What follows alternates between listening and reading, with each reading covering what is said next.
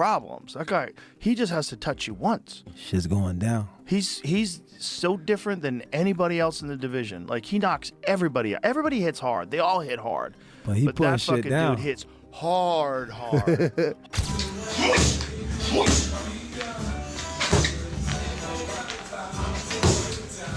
Set that Jake Paul can come 15-20% in regards to Anthony Joshua. He's a completely different specimen. Look, you'll see what it looks like when they stand next to each other.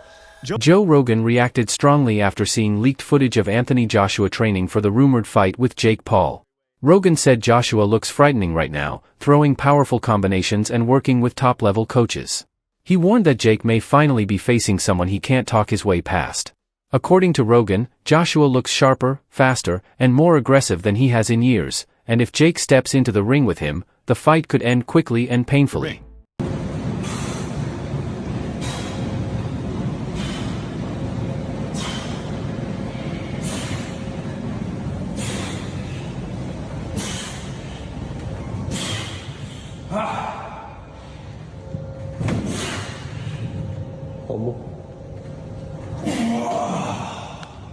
Need to get stronger.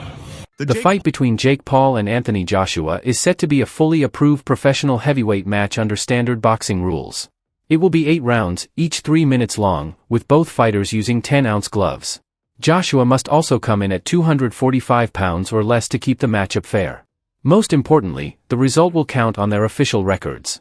This is a real professional fight, not an exhibition. Professional bout. This is going on people's records. AJ got to take him serious because this isn't some exhibition. We're running out some judges to act like there's a decision and someone won. No, someone's going to win, someone's going to lose here. It's 8 rounds, 3-minute rounds. Again, heavyweight pro bout, 10-ounce gloves. AJ talking about breaking internets over faces. I think he meant to say breaking his face on the internet. Who knows? Maybe you can do both in the big 2025. But then you have the weight limit, 245 pounds. And people are automatically going to go, oh, God, here's the thing. Oh, here's the thing in the contract. No, stop all that. And I'm going to go on a rant in a second for all the people that thought this was fake, for all the people that thought that Jake wouldn't do this, for all the people that thought he was scared. I'm going to go on that rant in a second. But, okay, yes, 245 is a weird number because Jake has already fought at heavyweight. He fought Mike Tyson at 220-something. But again, I understand it a little bit. We're on short notice here. You don't want to have a Tyson Fury type situation, which AJ would never be 290 coming in here. But 260, 270, it starts to get out of the realm of possibility of, like, what are we doing here? Even though heavyweight has no limit, I get it. Nisa Badarian, CEO of Most Valuable Promotions and Jake Paul's lead promoter, told Sky Sports that the December 19th event is a major global fight. He said that although Joshua is far more experienced, Jake's confidence could play a big role. Badarian explained that their team moved quickly to finalize the deal, compressing weeks of planning into a short timeline. He confirmed that weight limits and full professional rules are in place to make sure the fight has high stakes on both sides. He also argued that this matchup is more balanced than Joshua's fight with Francis Ngannou because Jake has developed real skills and maturity in the ring, unlike Ngannou who lacked boxing experience. The weight, will there be a limit for Joshua? So there's a lot of discussion around the weight. Joshua fought Usyk twice. Both of those times Usyk was 221 pounds. Joshua was 240 to 245. When Jake fought Mike Tyson last year, 227 pounds. I expect Jake will come in anywhere between 225 and 230, and Anthony Joshua has a weight limit of 245 pounds. There will be those, as you're aware, that will look at it and criticise this fight. There already have been, haven't there? They'll say it's a real mismatch. What would you say to them? Are we going to be watching sport at its purest? I would say it's much less of a mismatch than what you saw with AJ and Francis Ngannou, who a massive man, but relatively no boxing experience. I would say it's much less of a mismatch than AJ's 9th or 10th fight against guys who've been knocked out 20 to 25 times. Given AJ's pedigree, Jake is built for this. Jake is built for the big moments. So do I think it's dangerous for Jake Paul? Absolutely. Do I think it's also dangerous for Anthony Joshua? 100%. Many experts say Jake Paul is taking a huge gamble by fighting Anthony Joshua. Former cruiserweight champion Lawrence Oakley warned that Joshua's size and strength alone make this a dangerous situation for Jake. Two-time world champion David Benavidez added that Jake is stepping into serious trouble because Joshua has fought at the very highest level for years. I give 100% respect to Jake Paul, but that's a dangerous fight for him. He probably gets knocked out, and I'm not trying to be a hater. I'm not saying nothing bad, but Anthony Joshua is Anthony Joshua. You know, he's multiple-time champion, Olympic gold medalist. You know what I mean? The last time somebody stepped in the ring with him that didn't have that much boxing experience was Ngannou, and you've seen what happened to him. Yeah. But big respects to Jake Paul. It's going to be a good card. You know what I mean? It's a big fight. And it's a good fight, man. I give 100% respect to Jake Paul for even taking that fight. Carl Froch criticized Anthony Joshua for agreeing to fight Jake Paul, saying it looks like Joshua is cashing out at this stage of his career. Froch believes Joshua, who has already earned massive money and achieved everything in boxing, seems more interested in a big paycheck than legacy. He suggested that Joshua has little left to prove and is choosing an easier, high-paying crossover fight instead of continuing on a tougher path. What else have we got to consider? Is AJ cashing out? Well, I did say a year ago when he got splattered by Daniel Dubois that he's finished now. He won't get that confidence back. He's not had any confidence, in his head. No belief for a long time. And I don't think he can get back to world level. There's a couple of new young guns now coming up and coming through. It's like a changing of the guard. And when Usyk retires, I don't know what Daniel Dubois is going to do next, but I don't know what Daniel Dubois did to him. Then he went on and lost to Usyk. But there's a few new heavyweights coming through. Moses Atalma, just to mention one. And you wouldn't start putting AJ in with any of these young up-and-comers that can punch hard, because I just don't think he's got the chance, because the ambition and the desire is going to be gone. So AJ most definitely is cashing out, and you can't fault him. Fair play to him. He's going to get a massive payday, maximise his exit route by fighting fake Paul. Some fans think Jake Paul actually has a chance to beat Anthony Joshua, and many of them are betting based on his punching power. Despite coming from YouTube, Jake has shown real knockout force in several fights. Tyson Fury recently predicted that Jake could knock Joshua out, pointing to Jake's growing size and power at heavyweight. Jake himself keeps saying Joshua's chin is unreliable and that one clean punch could end the fight early.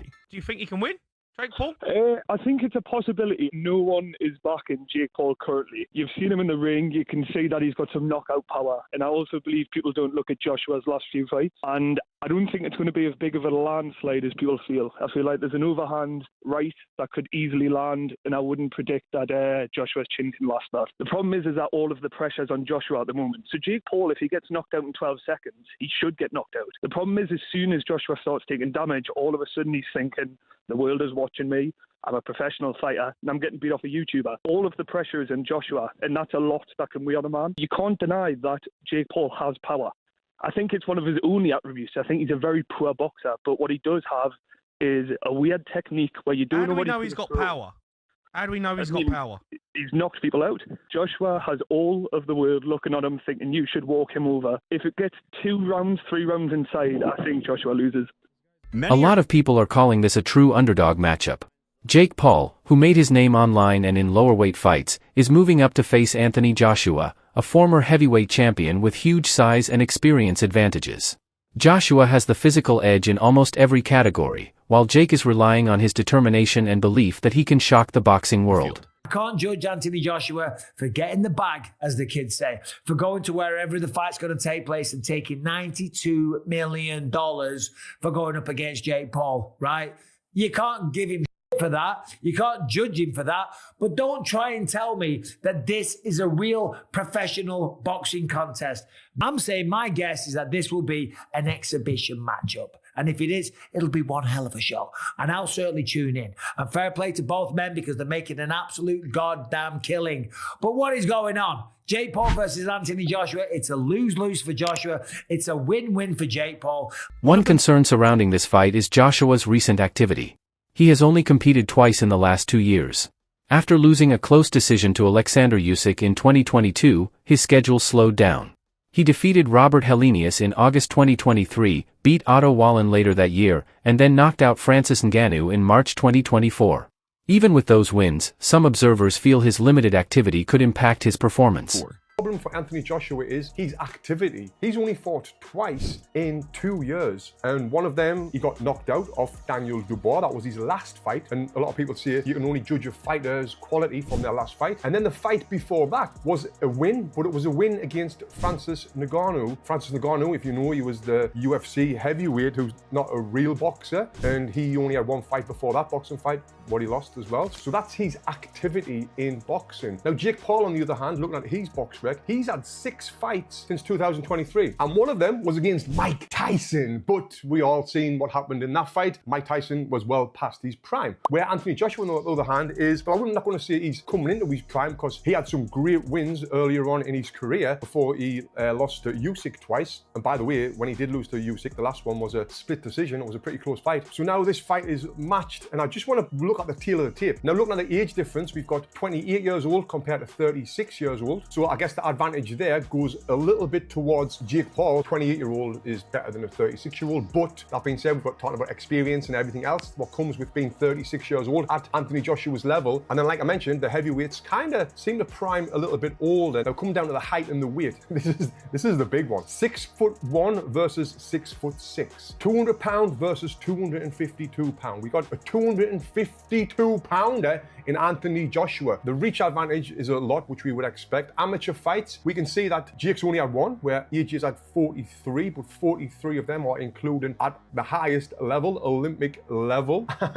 And yes, he won the Olympic bloody gold medal, if I don't need to remind you. Then the pro record, Jake Paul has had 13 fights, lost 1. AJ has had 28 fights, and he's lost 4 with 25 KOs.